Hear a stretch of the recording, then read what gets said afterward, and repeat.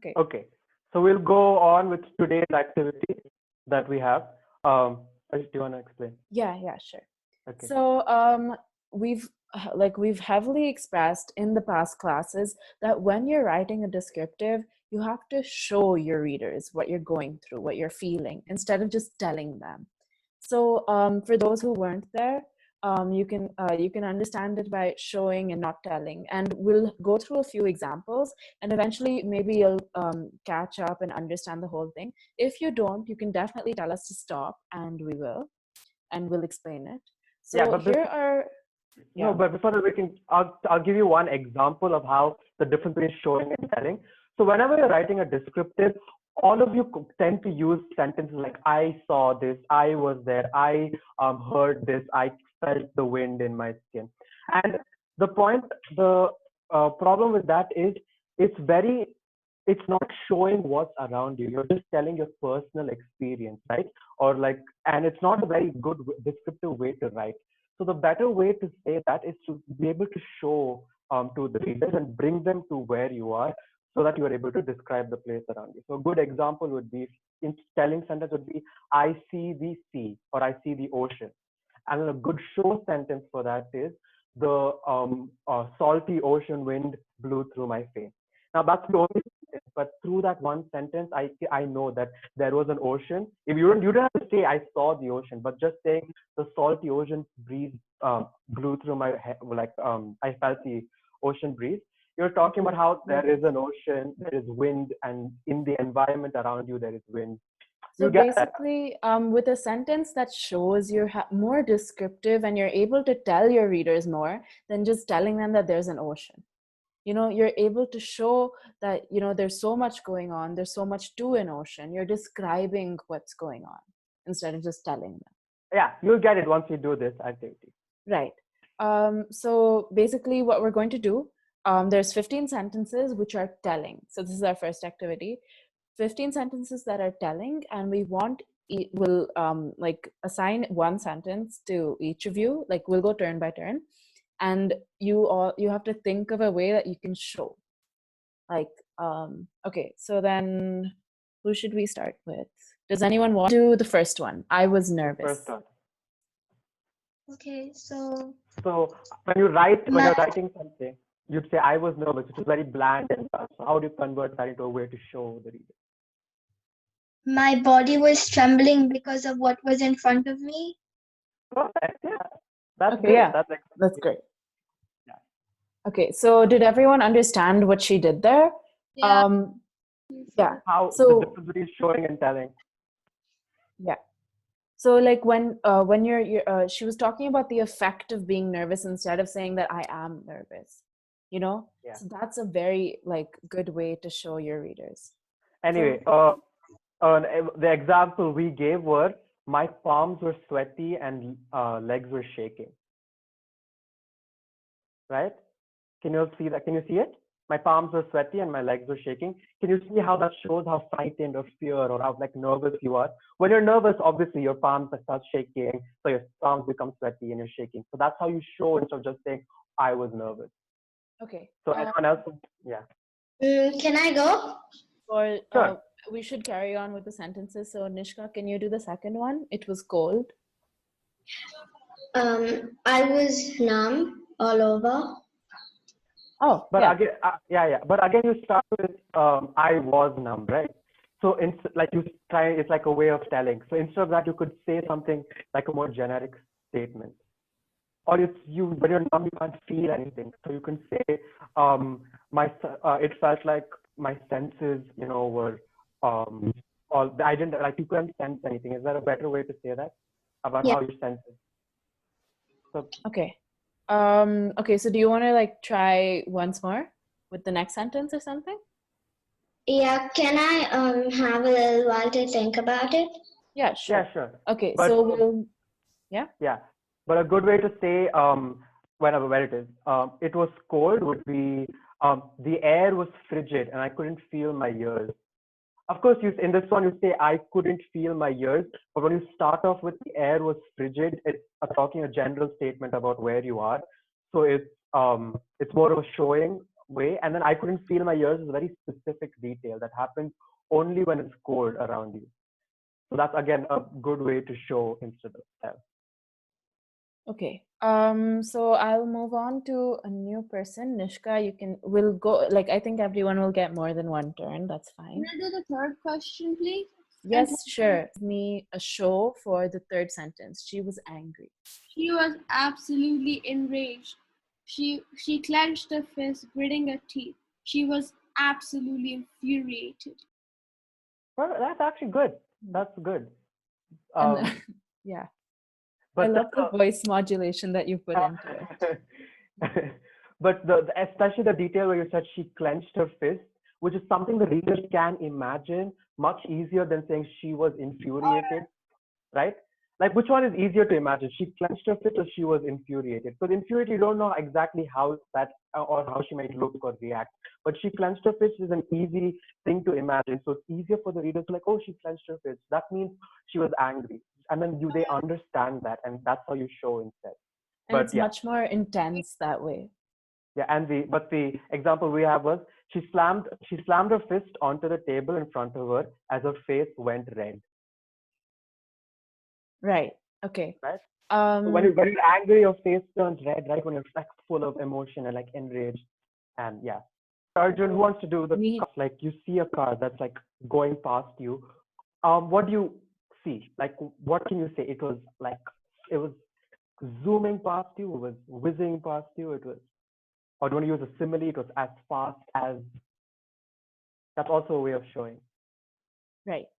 So basically, when you see that the car is moving fast, you're going to experience far more. Like, suppose you're actually standing next to a fast car. Think of all the things you'll realize. The wind is blowing past and everything. So then, there's so much to say about a car moving fast, more than just stating it. Or even the sound of the wheels, when a car's like zooming past, the wheels are very loud. That's also a way to show. It's very simple. Show is where you talk about what all of your senses experience. So think of all your senses as like, entities that are going to experience something, and then you have to note it down. You have to say that what do you hear? What do you smell? Something like that. What do you feel? Or like, when smell of burning rubber, because the car tires are rubber when they go extremely fast. You might, I don't know if you've noticed, but you'll be able to smell like rubber burning. Okay. That's a sensory detail. Or you can use a simile. It was as fast as a cheetah or as fast as the speed of light, which is not possible again, but it's a simile. Hyperbole, yeah. Yeah, hyperbole.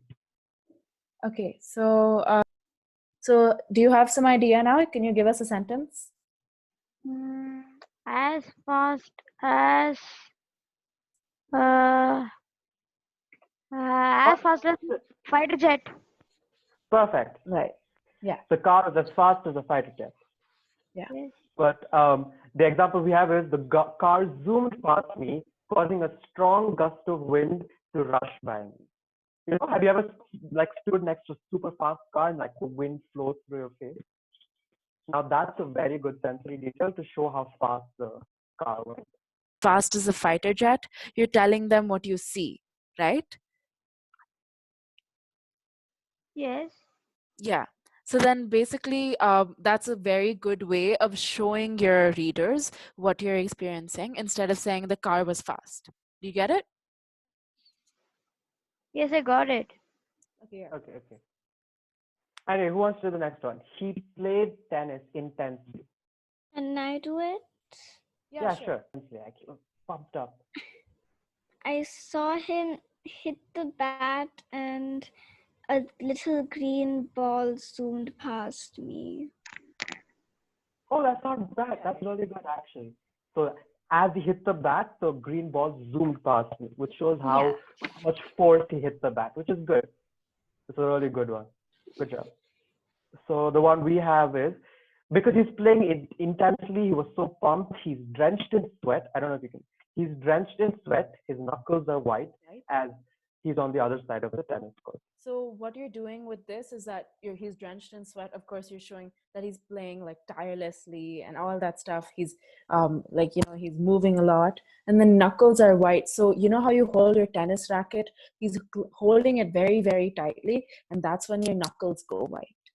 And You should then always, so Yeah. when you're writing, always think about all the effects it has on the senses of that particular action instead of just saying that particular like action that's happening. And then, you know, he was on the other side of the tennis court. That part is also important because while you're showing how, you know, like the effect of everything, about the effect of his playing intensely, you also have to give the readers a setting.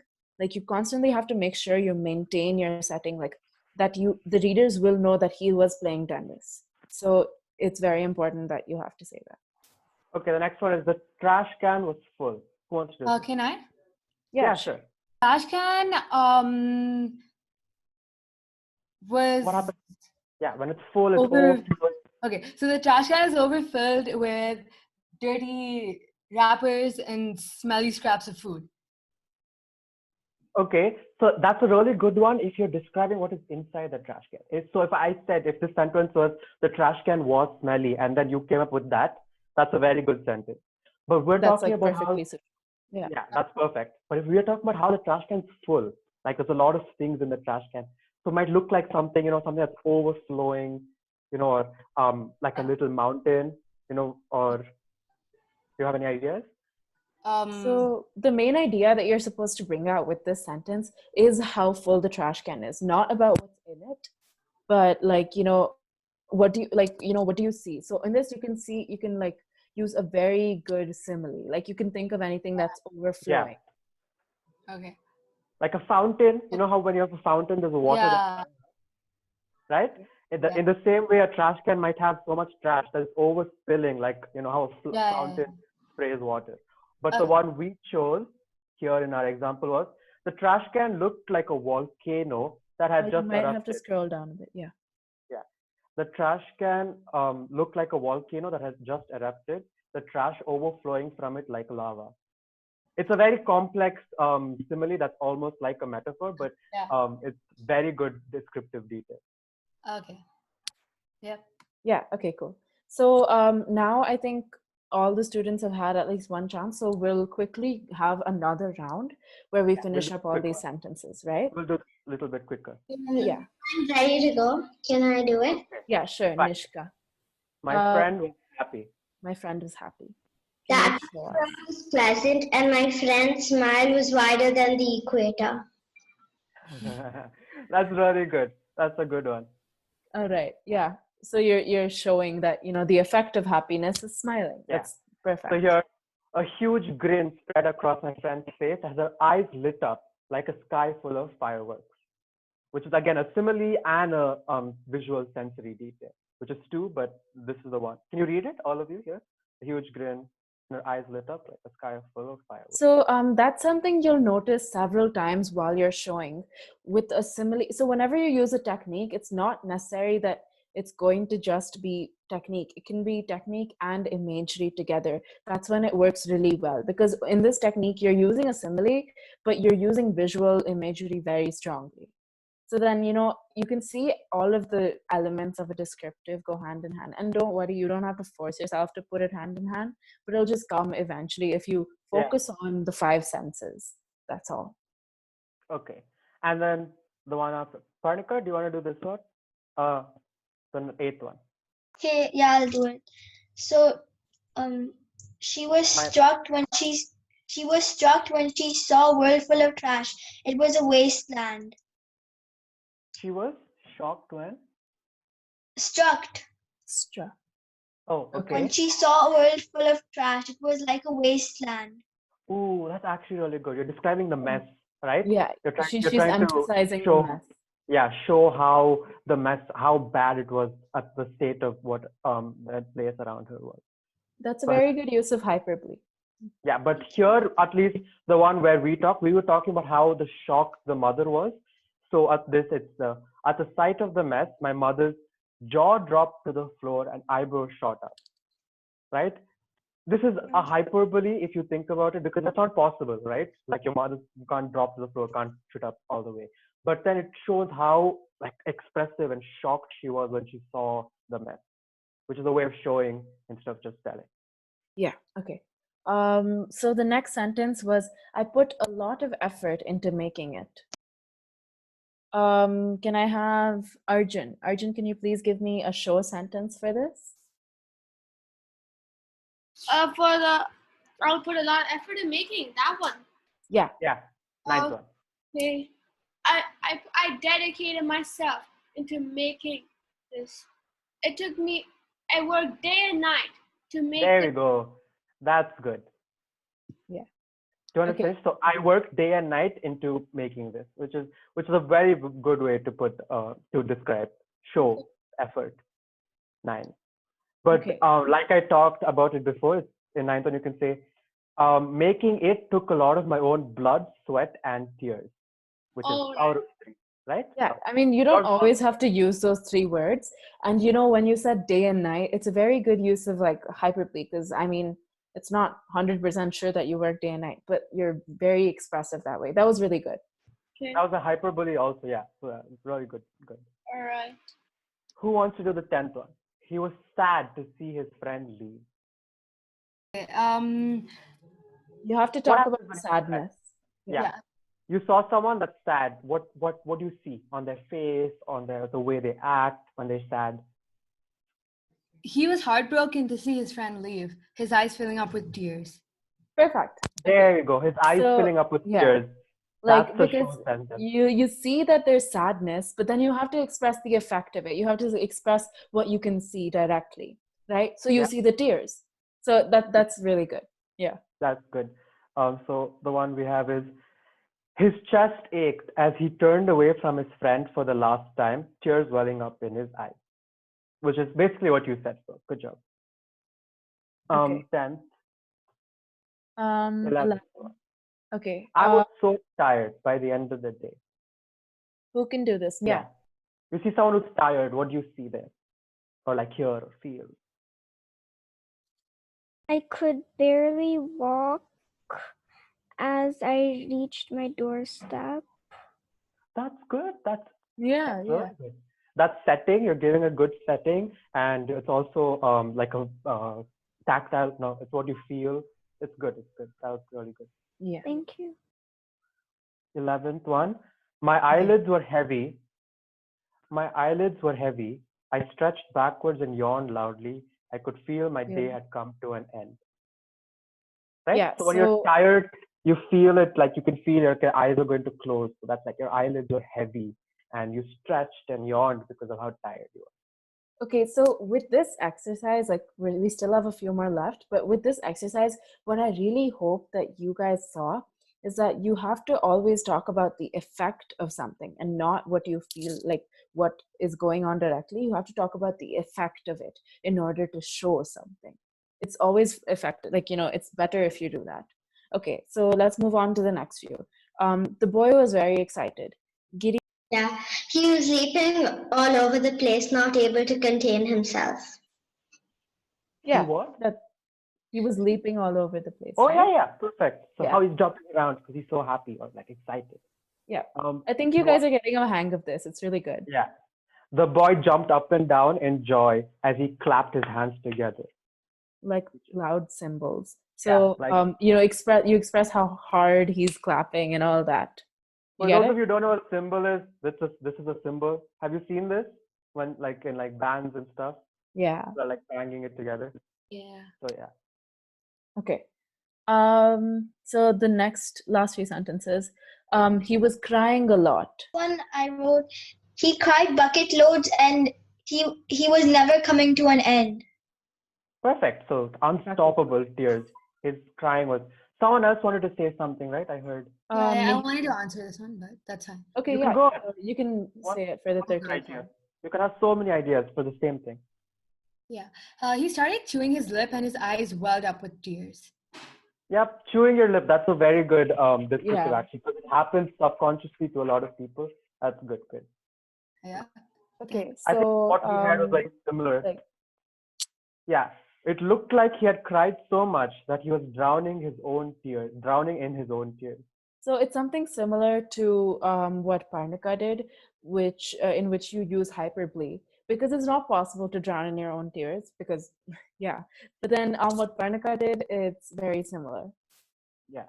So you Yeah. cry so much, it's like you're like drowning in like your own tears. Anyway. Okay, so now do for you- the 14th, for walking through the hallways, she was ashamed.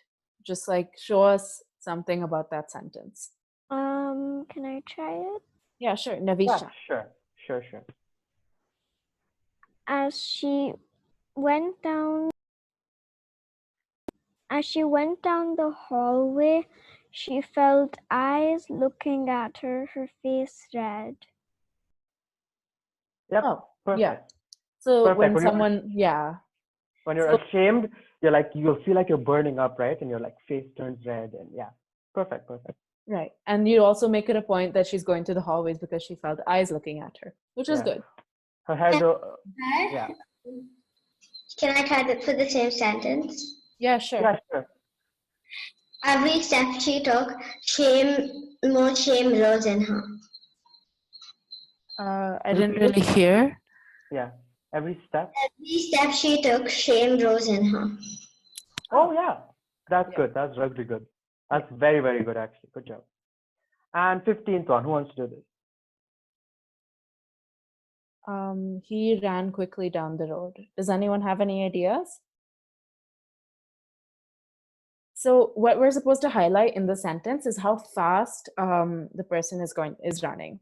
So we can use simile, we can use hyperbole. And we can even use power of three if you can think of anything. Yeah. So But this- definitely think of. It's Yeah, very but this similar to thing- the car was fast. Yeah, it's almost similar to the car sauce, but it's okay. We'll move on to the next activity Can I? after this. Yeah, sure. Yeah. I mean, like you don't like need to like mention that there was a road, right? Right, you don't have to. But Okay. it's good to create a setting, but it's not the focus of your sentence. You can like mention that anywhere else in your descriptive. But yeah, go ahead. He ran down the road as fast as the wind. Is that okay? Yeah, perfect. Yeah. That's a simile. Or even he ran quickly down the road. What do you see when someone's running very fast? Like, can you think of a way of showing it? He ran quickly to the road. It's almost very similar to the car was fast. Yeah. he When someone's ran- running quickly, they're sweating along, right? Or they're moving their hands. Yeah, I got it. Yeah. So He what about- ran as fast as cheetah down the road. Yeah. Yeah, he Good. ran as fast as a cheetah. Yeah, that's perfect. That's a simile, right? You're showing what he's running like, and you're creating like a very heavy emphasis on the fact that he's running very fast. So that's good. Or yeah, but you can make many descriptors. So you're saying he was sweating as his legs moved faster than of a cheetah. Yeah. Okay. Okay.